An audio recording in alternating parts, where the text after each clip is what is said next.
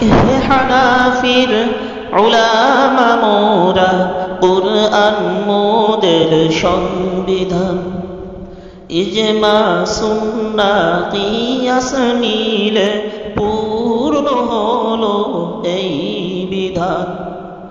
আমরা হানাফি, আমরা মাযহাবী, আমরা বাতিলের গম, সকল বাতিলের মুখোশ খুলিতে ফিকহে হানাফি দাগেরে.com, ফিকহে হানাফি দাগেরে.com।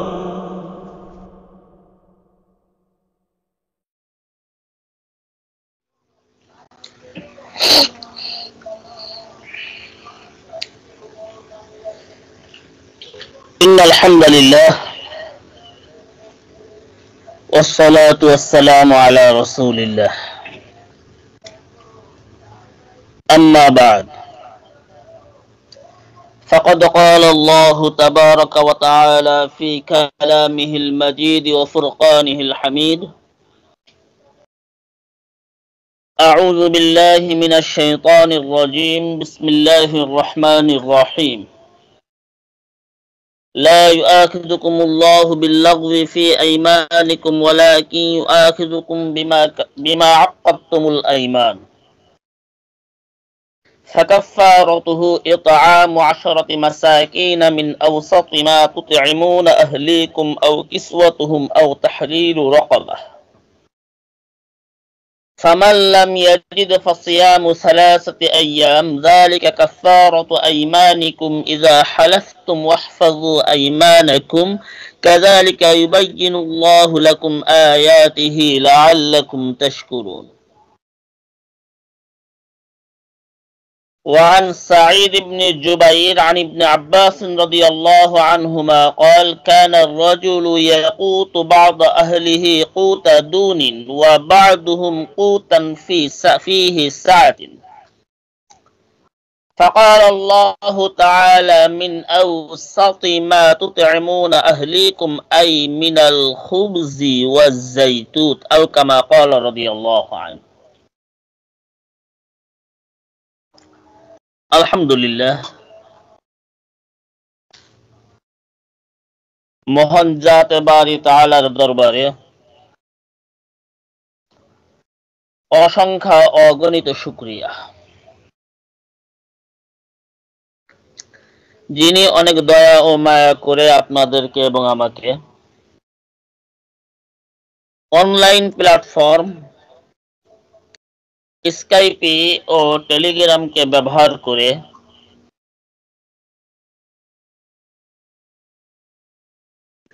বিশ্বের বিভিন্ন প্রান্ত থেকে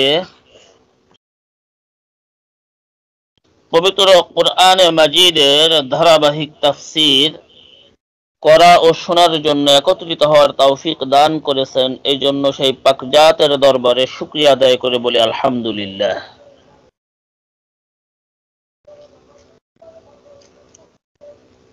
আমরা গত সপ্তাহে আলোচনা করেছিলাম সূরাতুল মাইদার ৮২ থেকে ৮৮ নম্বর আয়াত পর্যন্ত, যেখানে আলোচ্য বিষয়ের ভিতরে কয়েকটি জিনিস ছিল। তার ভিতরে অন্যতম ছিল যে কোনো ব্যক্তি যদি হালালকে হারাম সাব্যস্ত করে অথবা হারামকে হালাল সাব্যস্ত করে, তাহলে সেই ব্যক্তির পরিণতি। প্লাস পাশাপাশি এর আগের সপ্তাহের আলোচনা থেকে কিছু অংশ টেনে এটাও আলোচনা করা হয়েছিল যে অমুসলিমকে যদি কোনো ব্যক্তি বন্ধু হিসেবে গ্রহণ করে তাহলে সেই ব্যক্তির পরিণতি বা শাস্তি কি হতে পারে। এবং গত সপ্তাহে এই আয়াতটিও পাঠ করেছিলাম, কিন্তু আলোচনা করিনি, কারণ এই আয়াতের ভিতরে একটু লম্বা আলোচনা রয়েছে। এই জন্য ৮৯ নম্বর আয়াত। এই আয়াতের মাধ্যমে আল্লাহ রাব্বুল আলামিন আমাদের জন্য কসমের বিধান, কসম করা বা কসম ভঙ্গ করলে কি কাফারা দিতে হবে, এই বিধানটা আমাদের জন্য আল্লাহ রাব্বুল আলামিন দিয়েছেন। আল্লাহ রাব্বুল আলামিন বলতেছেন, لا يؤاخذكم الله باللغو في أيمانكم ولكن يؤاخذكم بما عقدتم الأيمان فكفارته إطعام 10 مساكين من أوسط ما تطعمون أهليكم أو كسوتهم أو تحرير رقبة।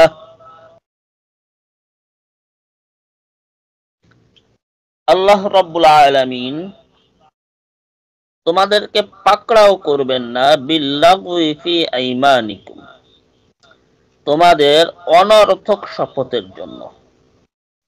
অনর্থক শপথের জন্য আল্লাহ পাক কোরআনে এখানে ইয়ামিন শব্দ ব্যবহার করছেন, যার অর্থ হলো কসম। আরবিতে কসম বোঝানোর জন্য আলাদা আলাদা 3টি শব্দ ব্যবহৃত হয়: কসম, হালাফুন, ইয়ামিনুন। এই 3টারই বাংলায় আমরা অনুবাদ করতে পারি শপথ হিসেবে। আঞ্চলিক ভাষায় কোন কোন এলাকায় এটাকে কিরে বলা হয়, আমি কিরে কাটতেছি।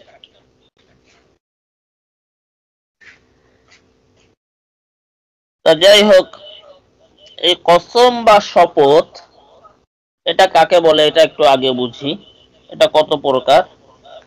এই বিশ্লেষণটা জানার পরে এরপরে কসমের হুকুম জানাটা সহজ হবে। কসম মূলত শরিয়াতের পরিভাষায় 3 প্রকার। 1 নম্বর লাগু, তথা অনর্থক বা খামাখা, মানে যার কোনো গুরুত্ব নাই এমন কসম। 2 নম্বর গুমুস, মিথ্যা কসম। 3 নম্বর হলো মুআক্কাদা বা মুআক্কাদ, তথা ওই কসম যেটা গুরুত্ব সহকারে করা হয়। এখন আল্লাহ রাব্বুল আলামিন বলতেছেন যে আমি তোমাদেরকে তোমাদের মিথ্যা কসমের জন্য, মিথ্যা বলতে অনর্থক কসমের জন্য ধরব না। এখন অনর্থক কসম তথা লাগবের জন্য আল্লাহ রাব্বুল আলামিন ধরবেন না। লাগব হলো, শাব্দিক অর্থ বললাম, পরিভাষায় বলা হয় এমন কসমকে যেটা মানুষ তার অভ্যাসের কারণে করে, কথায় কথায়, ইচ্ছায় অনিচ্ছায়, উদ্দেশ্যে অথবা উদ্দেশ্য ছাড়া, প্রয়োজনে অথবা প্রয়োজন ছাড়া। অর্থাৎ আমরা বলতে পারি এটা কোনো ব্যক্তির মুদ্রা দোষ। যেমন আমাদের সমাজে কিছু মানুষ এমন আছে যারা কথা বলতে গেলে শব্দের আগে, বাক্য শুরু করার আগে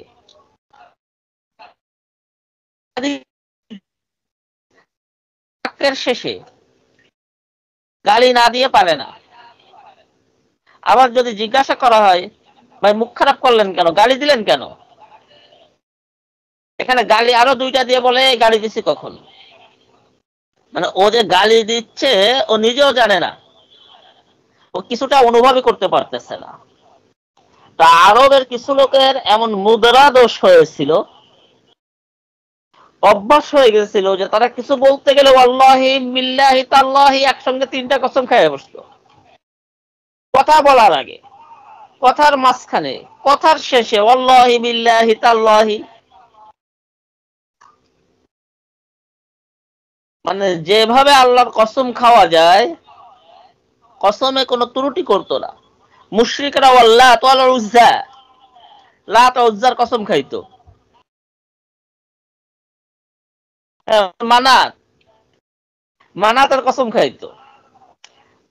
এই যে মুদ্রা দোষ যাদের,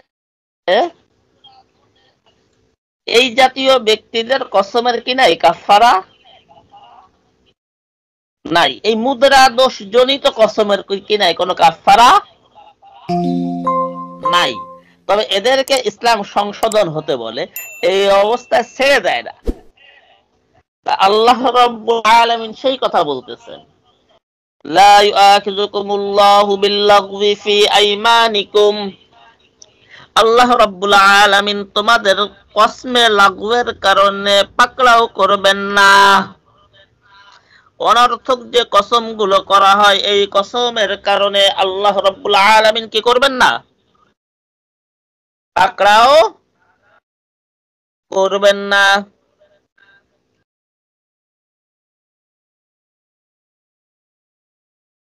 বরঞ্চ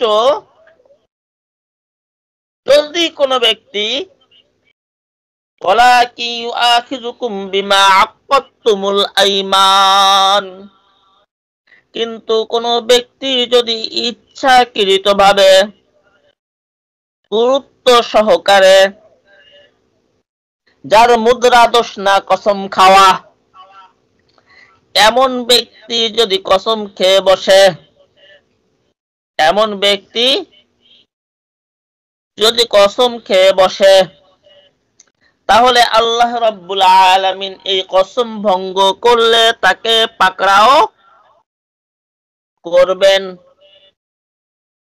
এমন ব্যক্তি কসম ভঙ্গ করলে আল্লাহ রাব্বুল আলামিন কি করবেন? তাকে পাকড়াও করবেন। এখন এই গুরুত্ব দিয়ে কসম, এরা আবার দুই প্রকার, যেটা বললাম গুমুস এবং মুনআকিদা। গুমুস এবং মুনআকিদা, এই যে দুই প্রকার কসম। এক্ষেত্রে আমি একটু মাযহাবের মাসালাটা আগে একটু বলি।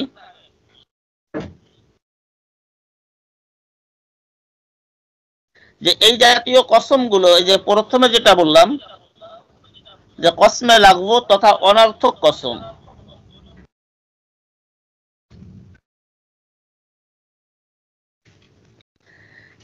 এটা ইমাম শাফিঈ রাহমাতুল্লাহি আলাইহির মত অনুযায়ী এই ব্যক্তি ঠাট্টা চলে বা কথাবার্তার মধ্যে বা উপহাস করে যদি এই জাতীয় কসম করে, তাহলে এই ব্যক্তির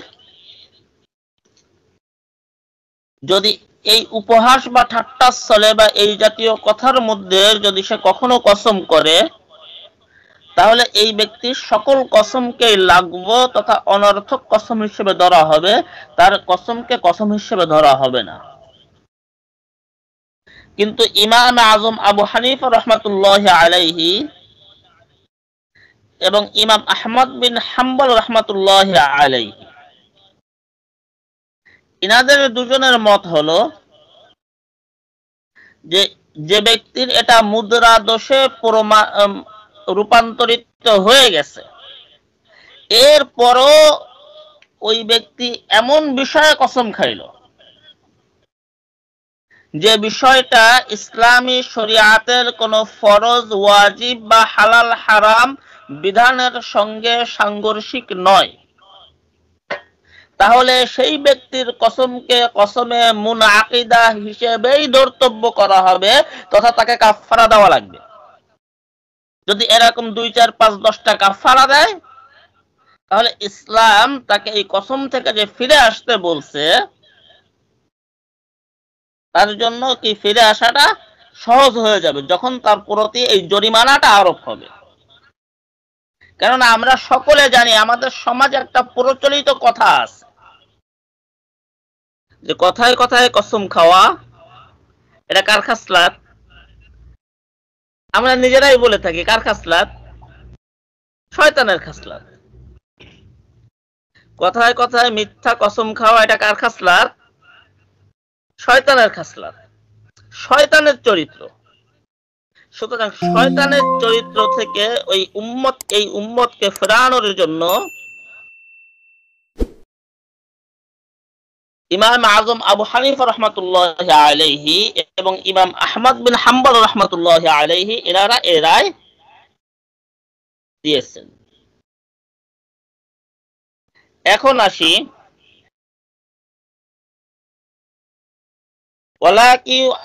ওয়ালাকি আখিযুকুম বিমা আক্কাতুমুল আইমান। আল্লাহ পাক আমাদের গুরুত্বপূর্ণ কসমের ক্ষেত্রে আমাদেরকে ধরবেন।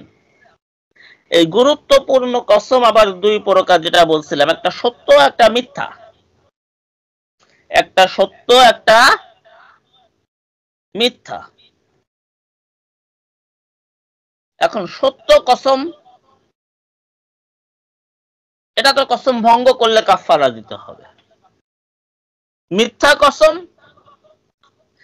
কসম যদি মিথ্যা কসম কোন ব্যক্তি জেনে বুঝে ইচ্ছাকৃত ভাবে করে, তাকে কাফারা তো দিতেই হবে, পাশাপাশি ঈমানও দোহরাইতে হবে, আর ঈমানও নবায়ন করতে হবে।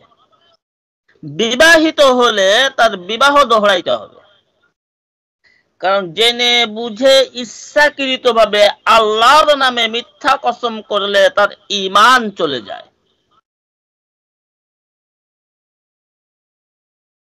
কিন্তু কোন ব্যক্তি ভুলবশত করেছে, মানে সে যে বিষয়ের উপরে কসম করতেছে তার ধারণা অনুযায়ী ওটা সত্য, তার ধারণা অনুযায়ী ওটা সত্য, কিন্তু বাস্তবে বিষয়টা মিথ্যা। উদাহরণস্বরূপ, কোন ব্যক্তি কসম করলো যে আল্লাহর কসম আগামীকালকে এটা হবে, অথবা গতকালে এটা হয়েছে, কিন্তু বাস্তবে গতকাল সেটা হয়নি, কিন্তু সে জানে যে এটা হওয়ার কথা ছিল এবং এমন ভাবে হওয়ার কথা ছিল এটা স্লিপ হওয়ার কোনো সুযোগ নাই, এজন্য সে কসম দিয়ে ফেলছে। তার মানে সে না জেনে একটা মিথ্যার উপরে কসম দিয়েছে, কিন্তু তার ধারণা সে সত্য কসম কাটছে। এই ব্যক্তির জন্য কাফারা নয়, এই ব্যক্তির জন্য হলো তাওবা, এই ব্যক্তির জন্য তাওবা। কিন্তু জেনে বুঝে মিথ্যা কসম কাটলে কাফারা দিতে হবে, ঈমান নবায়ন করতে হবে, বিবাহিত হলে বিবাহ পুনরায় আবার পড়িয়ে নিতে হবে। আর সত্য কসম, এই সত্য কসম আবার দুই প্রকার। এই মাসালাগুলো বিশ্লেষণ করব, এই জন্য গত সপ্তাহে এই আয়াত নিয়ে আমি আলোচনা করিনি। সত্য কসম এটা আবার দুই প্রকার। এক, বৈধ কাজের ক্ষেত্রে কসম, আর একটা হলো অবৈধ কাজের ক্ষেত্রে কসম তথা শরীয়তের সঙ্গে সাংঘর্ষিক কসম। যেমন কোন ব্যক্তি কসম কাটলো আল্লাহর কসম, আমি আর কখনো গরুর গোশত খাবো না। যেমন একজন সাহাবী কসম কাটছিলেন তিনি আর কখনো স্ত্রীর কাছে যাবেন না, তিনি আর কখনো স্ত্রীর কাছে যাবেন না। এরপরে তিনি উটের গোশত খাবেন না, পনির খাবেন না, আর এরকম কয়েকটা বিষয় নিয়ে কসম করছিলেন। আল্লাহ পাক সাথে সাথে আয়াত অবতীর্ণ করলেন রাসূল আরবি সাল্লাল্লাহু আলাইহি ওয়াসাল্লামের উপরে, ইয়া আইয়ুহাল্লাযীনা আমানু লা তুহাররিমু তাইয়্যিবাতি মা আহাল্লাল্লাহু লাকুম।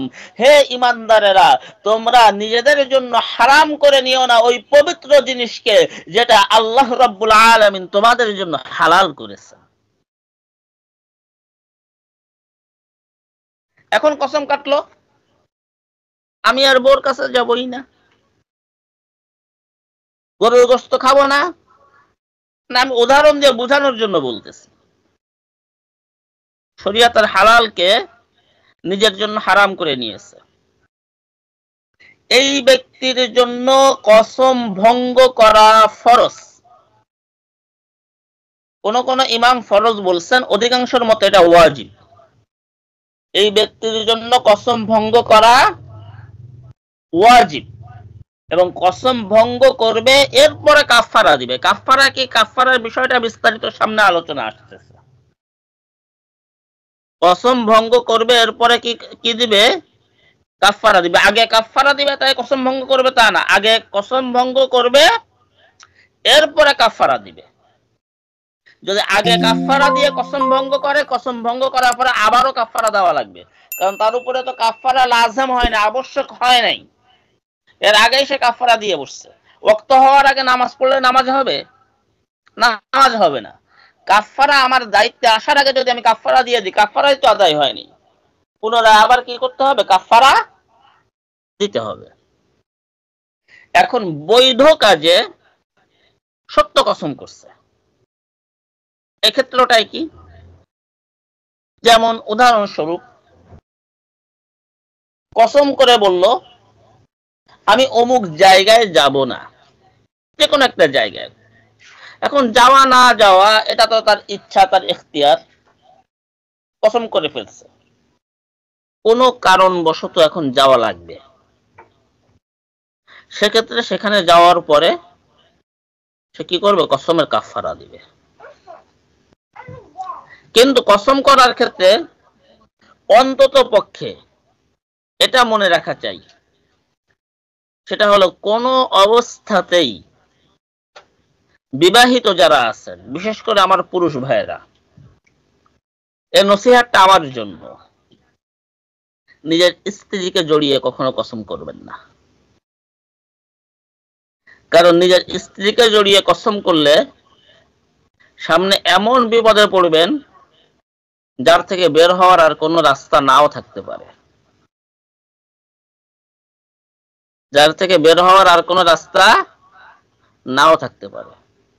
যেমন একটা ঘটনা পড়ছিলাম একটা কিতাবে, এক ব্যক্তি তার স্ত্রীর উপরে রাগ হয়েছে, স্ত্রী সিঁড়ি দিয়ে নিচে নামতেছে,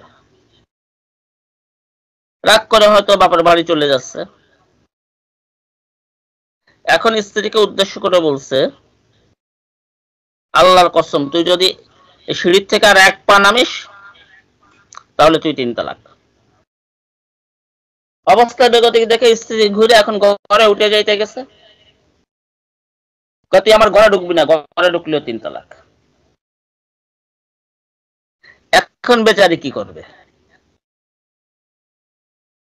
সমাধান আমাদের বড়রা আকাবির আসলাফরা দিয়ে গেছেন, আমাদের জন্য এখন পানির মতো সহজ। কিন্তু যদি আজকে আমাদের মতো মুফতিদের কাছে এমন মাসালা নিয়ে আসতো, যদি আমাদের বড়রা এই জাতীয় সমস্যার সমাধান না দিতেন, আমরা তো বলতাম যে ভাই তালাক ছাড়া তো আর উপায় নেই। বাহ্যিকভাবে আপনারাও বলেন তালাক ছাড়া উপায় আছে, ও সিঁড়িতে ঘরে গেলেও 3 তালাক, নামলেও 3 তালাক। এখন কি করণীয়? ইমাম আজম আবু হানিফা রহমাতুল্লাহি আলাইহির কাছে যখন এই মাসালা গেল, স্ত্রী তো সিঁড়িতে বসেই রয়েছে, সমাধানের জন্য গেছে। ইমাম সাহেব বললেন তার স্বামীকে বলো ও যখন অন্যায় করছে একটু কষ্ট করুক, আগে স্ত্রীকে কোলে করে ঘরে নিয়ে যাক। নিজে কোলে করে, স্ত্রী তো ঘরে যায় নাই। এবার ঘরের মধ্যে কিছুক্ষণ ঘোরাফেরার পরে আবার কোলে করে বাইরে নিয়ে আসুক। এবার ঘরের থেকে কিন্তু সে ইচ্ছাকৃত ভাবে নামে নাই, এবার সিঁড়ির থেকে সে ঘরে যাচ্ছে না, সে উঠান থেকে ঘরে যাবে। আর একবার যখন ঘরে যাওয়া হয়ে গেছে, তালাক পতিত হয় নাই, ঘরের থেকে সে বারবার বাইরে নামবার সমস্যা নেই, কারণ সে তো ওই সময়ের জন্য বলছে। 2 বার কোলে করে একটু ঘোরায় নিক, বেচারাও কষ্ট করুক, তার একটু শাস্তি হয়ে যাক, তালাকের তো বেঁচে যাক। ইমাম আবু হানিফার সমাধান। এ বেচারা নাকি সৈয়াদিস জানতো না, বর্তমানের মানে চটি শায়েখরা পকেটে বুখারি নে করে সূরা ফাতিহা শুদ্ধ করে পড়তে গেলে দাঁত 32টা পড়ে যাবে, এমন একটা অবস্থা। ওরা ইমাম আবু হানিফার ভুল ধরে, ইমাম আবু হানিফার নাকি মানে মাসালা ইস্তেমবাত হয় নাই। কত বড় কপাল পোড়া হলে এগুলো বলতে পারে? আমরা জানি একবার বাদশাহ হারুন আর রশিদ রাহিমাহুল্লাহ আবেগের বশে তার স্ত্রীকে উদ্দেশ্য করে বলে ফেললেন যে তুমি চাঁদের চেয়েও সুন্দর, তুমি চাঁদের চেয়েও সুন্দর। স্ত্রী বললেন অসম্ভব, আর পাম টাম দিও না, এত পাম দিচ্ছ কেন? মোটামুটি স্বামী স্ত্রীর ভিতরে খুনসুটি চলতেছে। তা উনি বলেই যাচ্ছে যে তুমি চাঁদের চেয়ে সুন্দর, সত্যি তুমি আমার কাছে চাঁদের চেয়ে সুন্দর, আর বউ খালি অস্বীকার করেই যাচ্ছে। একটা পর্যায়ে আচ্ছা তুমি যদি চাঁদের চেয়ে সুন্দর না হও তাহলে তুমি 3 তালাক। বউ বেচারা তো বিপদে পড়ে গেছে বেচারি, তাড়াতাড়ি ঘন্টা টাইনে পাশের রুমে যায় বুট হয়ে পড়ে কান্না শুরু করছে। ঘন্টা টাইনে যায় পাশের রুমে যায় বুট হয়ে পড়ে কান্না শুরু করছে। বাদশাহ তো এবার হুঁশ ফিরছে যে কি হলো, আমি কি বলে ফেললাম, বেশি ভালোবাসতে যে। বাদশাহ দিনদার ছিল, টেনশনে পড়ে গেছে। সারা রাজ্যে মুফতিদেরকে, বড় বড় মুফতিদেরকে ডাকছে যে কোন একটা মাসালা সুরাত বের করো যেন আমার স্ত্রীকে তালাক থেকে বাঁচানো যায়। কেউ কোন সুরাত খুঁজে পায় না, কেউ কোন সুরাত খুঁজে পায় না। অনেকে এই ঘটনাটা ইমাম আবু হানিফার নামে চালায়, কিন্তু গ্রহণযোগ্য মত হলো এই ঘটনাটা ইমাম আবু হানিফার না, ইমাম শাফি রহমতুল্লাহ আলাইহি। এটা হলো গ্রহণযোগ্য মত। যাই হোক, ইমাম শাফি রহিমাহুল্লাহ তখন নাবালক, এখনো বালেগ হন নাই, নাবালেগ, অপ্রাপ্ত বয়স। কেউ কোনো সমাধান দিতে পারতেছে না। একজন বললেন যে ওই এলাকায় মুহাম্মদ শাফিঈ আছে, ইমাম শাফিঈর নাম মুহাম্মদ,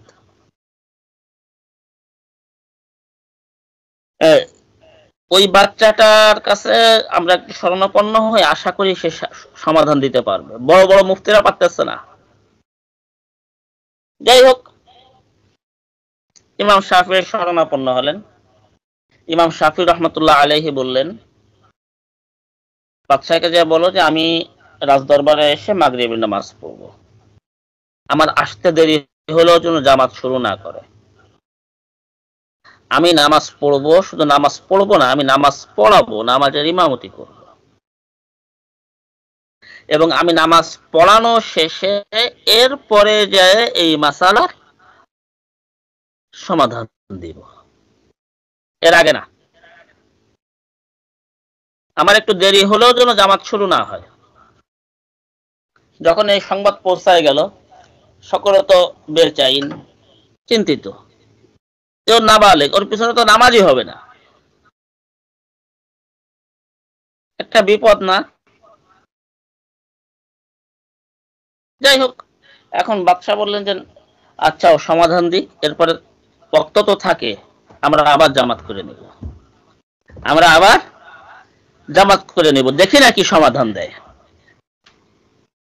এবারে ইকামত হয়েছে, ইমাম শাফিঈ সামনে দাঁড়ানো, নামাজের নিয়ত বাজছে, সূরা ফাতিহা পড়া শেষ, এবার পড়া শুরু করছেন। ওয়াত্তিনি ওয়াজ্জাইতুনি ওয়াতুরি সিনিন ওয়াহাযাল বালাদিল আমিন লাকাদ খালাকনাল কমারা ফি আহসানি তাকওয়িম। পিছন থেকে লুকমাতেছে লাকাদ খালাকনাল ইনসানা ফি আহসানি তাকওয়িম। ইমাম শাফি আবার কয় লাকাদ খালাকনাল কমারা ফি আহসানি তাকওয়িম। পিছন দিয়ে আবার লুকমা দেয় লাকাদ খালাকনাল ইনসানা ফি আহসানি তাকওয়িম। আবার উনি বলেন লাকাদ খালাকনাল কমারা ফি আহসানি তাকওয়িম। আবার যাই লুকমা দেছে পিছন দিয়ে লাকাদ খালাকনাল ইনসানা ফি আহসানি তাকওয়িম। নামাজে হাত ছেড়ে দিয়ে বলে আমি এত বারবার বলতেছি, এরপর লুকমা কেন? কুরআনে কি আছে? লাকাদ খালাকনাল ইনসানা, উনি পড়তেছেন কি কমারা, কুরআনে ইনসান আছে, কুরআনে ইনসান থাকলে বাচ্চার বউ তালাক হয় কি? সমাধান হয়ে গেছে। তার মানে আল্লাহ পাক বলতেছেন আমি মানুষকে সর্বোত্তম আকৃতি দিয়ে সৃষ্টি করেছি। এখন চাঁদের থেকে সুন্দর বললে যদি বউ তালাক হয়, তাহলে কোরআনের এই আয়াত কই যায়? আরে মানুষের ভিতরে হাফসি গোলাম, যেটা যার ঠোঁট 4 আঙ্গুল ঝুলে রয়েছে, নাক বড় একটা, কপাল 1 বিঘাত, সেটাও চাঁদের থেকে 1000 গুণ সুন্দর। এটাই আমার আপনার ঈমান, আমার আপনার বিশ্বাস, কারণ আমার আল্লাহ বলেছেন সে চাঁদের থেকে সুন্দর। লাকাদ খালাকনাল ইনসানা ফি আহসানি তাকওয়িম।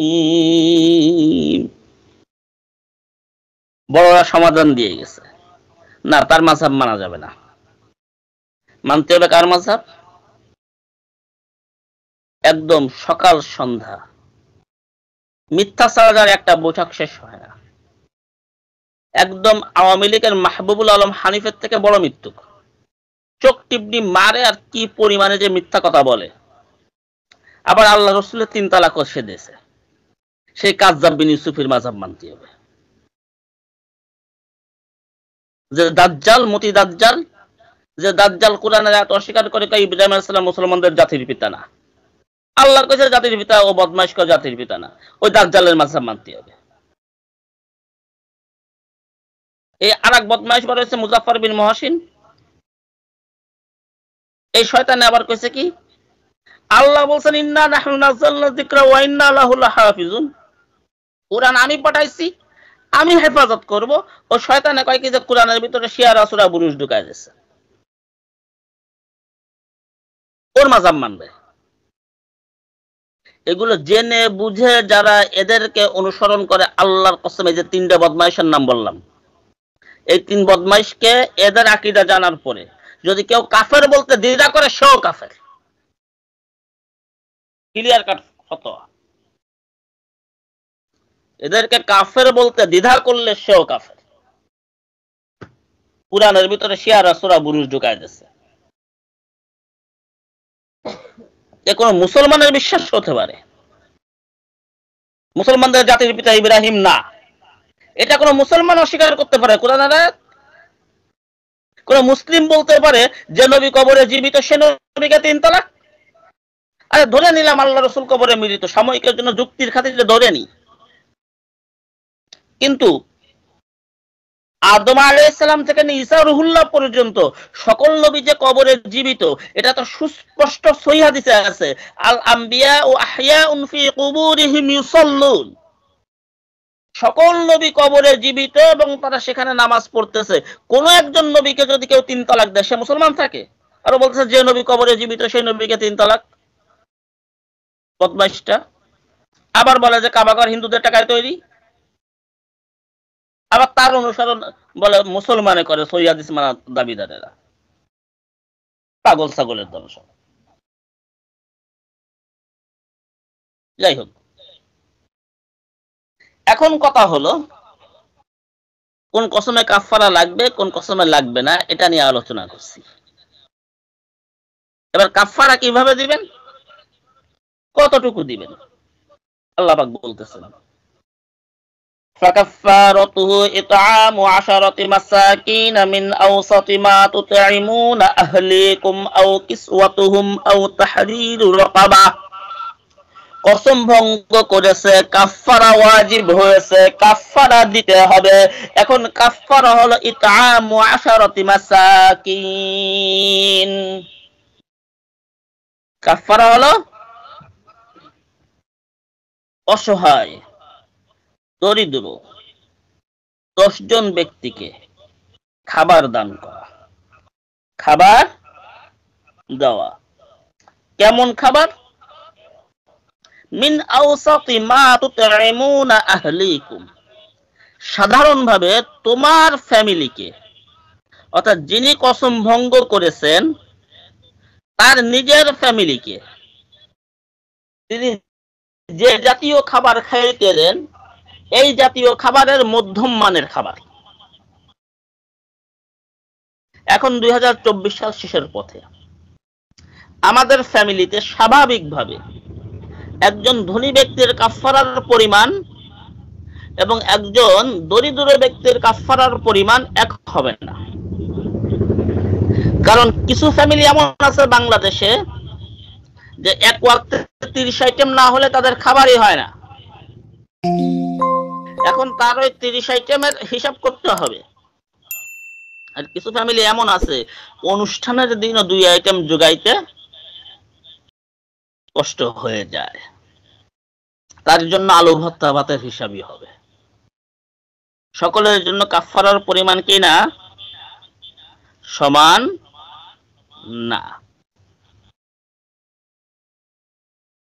আও কিসওয়াতুহুম, অথবা 10 জন অসহায় দরিদ্র ব্যক্তিকে কাপড় দান করবে। কি করবে? বাড়িতে এনে সমস্যা বা খাবারের টাকা দিতে সমস্যা, তাহলে কাপড় দিবে। কেমন কাপড় দিবে? নিজেরা যেমন কাপড় সাধারণত পরে থাকে এই জাতীয় এমন মূল্যমানের কাপড় দিবে। মেলা অতিরিক্ত দাম দিয়ে দেওয়া লাগবে না, আবার একেবারে নরমাল দিলেও কিন্তু হবে না।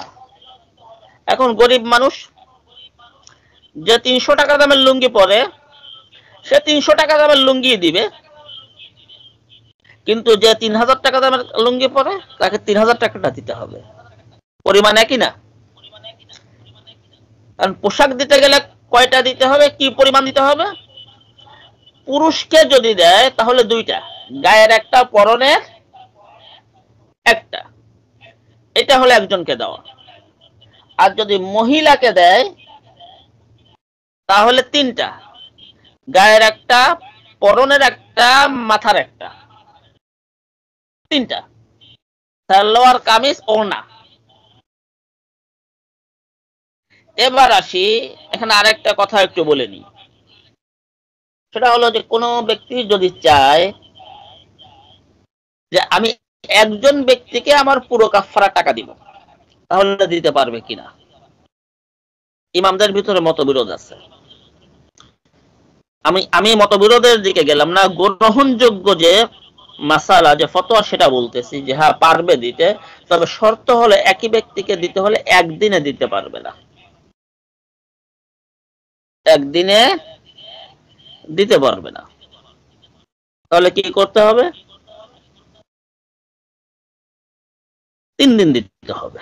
3 দিন করছি কেন, আপনার 10 দিন দিতে হবে, অর্থাৎ দৈনিক এক একটা করে কাফারা দিতে হবে। দৈনিক একজনের তা হিসাব করে তাকে দিতে হবে। যদি আপনি খাবারের টাকা দিতে চান, আপনার 2 ওয়াক্তের খাবারের টাকা, 3 ওয়াক্তের না। খাবারের টাকা দিতে হবে কয় ওয়াক্তের? 2 ওয়াক্তের। তা আমি স্বাভাবিকভাবে মধ্যবিত্তদের জন্য আমি বলি যে বর্তমান জামানায় একটা ফিতরা পরিমাণ 1 ওয়াক্তের খাবারের টাকা মধ্যবিত্তদের জন্য। এর অর্থ হলো যদি কাউকে কাফারা দিতে হয় তাহলে 20টা ফিতরা সর্বনিম্ন আমি বলে থাকি। কম বেশি করা যাইতে পারে অবস্থা ভেদে। তাহলে প্রথমে কাফারা 10 জন অসহায় দরিদ্র ব্যক্তিকে 2 ওয়াক্ত করে খানা খাওয়ানো। যদি এটা সম্ভব না হয়, 10 জন অসহায় দরিদ্র ব্যক্তিকে ফুল সেট করে কাপড় দেওয়া। ফুল সেট, পুরুষের জন্য 2টা, মহিলার জন্য 3টা। আও তাহরিরু রাকাবা, অথবা গোলাম আজাদ করবে। কি করবে? একটা গোলাম, কিরীতদাস, যার প্রথা এখন নেই, এটা আজাদ করবে। এরপর আল্লাহ রাব্বুল আলামিন বলতেছেন, কসম তো কাটছো, ভাঙ্গাও লাগছে, কাফারা ওয়াজিব হইছে, কিন্তু তুমি নিজেই মিসকিন, তুমি নিজেই মিসকিন। কাফারা আর্থিকভাবে দেওয়ার মতো কোনো সামর্থ্য তোমার নাই। এই ব্যক্তির জন্য কি? ফামাল্লাম ইয়াজিদ ফাসিয়ামু সালাসাতি আইয়াম, এই ব্যক্তির জন্য কাফারার বিধান হলো যার কোনো সামর্থ্য নাই অর্থনৈতিকভাবে কাফারা দেওয়ার, এই ব্যক্তি 1 একটানা 3 দিন রোজা রাখবে, একটানা 3 দিন রোজা রাখবে। অনেকে বলছেন 3 দিন আলাদা আলাদা রাখলেও হবে।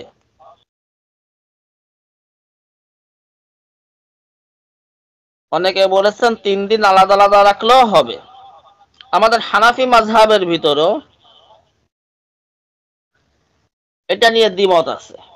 কেউ বলছেন 3 দিন একটানা, কেউ বলছেন 3 দিন আলাদা আলাদা রাখলেও হবে। যেহেতু দ্বিমত আছে, হানাফি মাযহাবের অবশ্য সর্বজন গ্রহণযোগ্য মাসালা হলো যে আলাদা আলাদা রাখলেও হয়ে যাবে। তবে আমি বলবো যেহেতু মুহাক্কিকিনে কেরামের ভিতরে দ্বিমত আছে, এজন্য উত্তম হলো 3 দিন লাগাতার রাখা, আলাদা আলাদা না রাখা। আল্লাহ পাক এরপরে বলতেছেন যালিকা কাফফারাতু আইমানিকুম ইযা হালাফতুম, এটাই হলো তোমার কাফফারা বা শাস্তি, প্রায়শ্চিত্ত। কাফফারা শাব্দিক অর্থ কি? প্রায়শ্চিত্ত। যে তুমি যে কসম করেছিলে, শপথ করেছিলে, এই শপথ ভঙ্গ করলে এটাই কি তার প্রায়শ্চিত্ত। ওয়াহফাজু আইমানাকুম, হে ঈমানদারেরা খেয়াল দিয়ে শোনো, তোমরা কি করো? তোমাদের শপথকে, তোমরা যে কসম করতেছো এই কসমকে তোমরা হেফাজত করো, সংরক্ষণ করো, বুঝে শুনে কসম করো। কাযালিকা ইউবাইয়িনুল্লাহু লাকুম আয়াতি, আল্লাহ রাব্বুল আলামিন এইভাবে তার আয়াতসমূহ, তার নিদর্শনাবলীকে বর্ণনা করেন লাআল্লাকুম তাশকুরুন, যাতে করে তোমরা কি হতে পারো? কৃতজ্ঞতাশীল বান্দা হতে পারো। আজকে এই পর্যন্তই থাক, একটা আয়াতই, কারণ এরপরের আয়াতে আবার নতুন করে আরেকটা বিধান নিয়ে আলোচনা।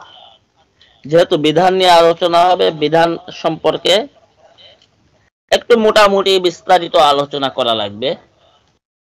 এজন্য আল্লাহ যদি তৌফিক দান করেন, আগামী সপ্তাহে পরবর্তী আয়াত তথা 90 নম্বর আয়াত থেকে আলোচনা হবে ইনশাআল্লাহ। তাহলে যতটুকু আলোচনা করলাম এই মাসালা বুঝে আমাদেরকে আল্লাহ পাক এই অনুযায়ী আমল করা তৌফিক দান করুক এবং অনর্থক কসম থেকে, মিথ্যা কসম থেকে আমাদেরকে বেঁচে থাকার তৌফিক দান করুক। সকলে বলি আমিন।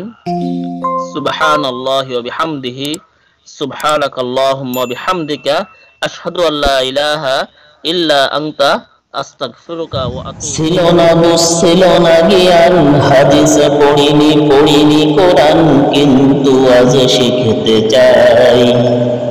হয়েছি সাংসারিক কর্মজীবী, অন্য পেশা বা ব্যবসায়ী, শেখার ফুরসত নাই। সমস্যা সমাধান দিনের শিক্ষা নিয়ে হয়েছে যার আগমন। তালিমুল ইসলাম অনলাইন মাদ্রাসাতে সবাইকে শুভেচ্ছা স্বাগতম, সবাইকে শুভেচ্ছা স্বাগতম।